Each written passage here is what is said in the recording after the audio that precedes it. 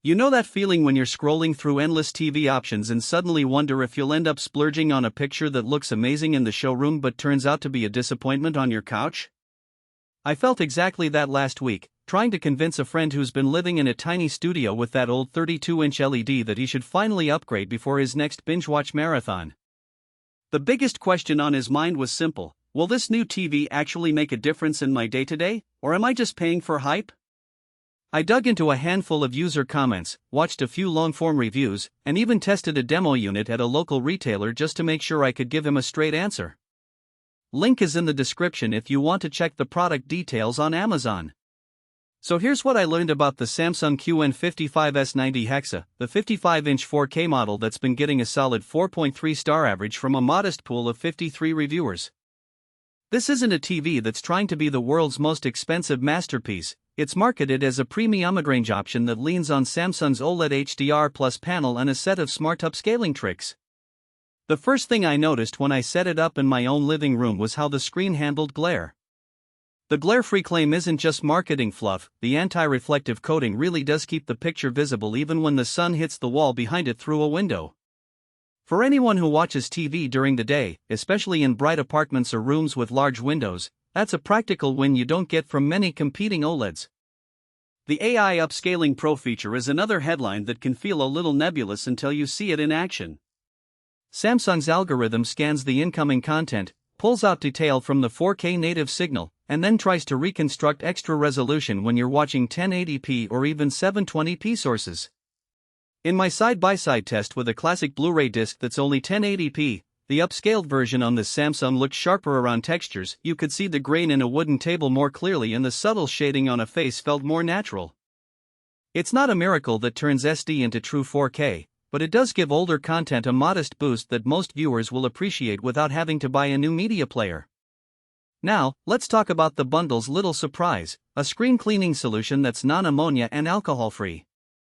Most of us have either been wary of using household cleaners on delicate OLED panels or simply ignore the need altogether and end up with smudges. The bottle that comes with this TV feels like a thoughtful add-on, especially because you can use the microfiber cloth they include without worrying about damaging the surface. It's a tiny convenience, but for people who want a hassle-free maintenance routine, it's a nice touch.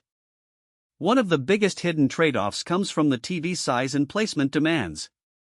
At 55 inches, the screen is undeniably cinematic, but it also means you need a decent viewing distance to avoid eye strain, roughly 8 to 9 feet for optimal 4K perception.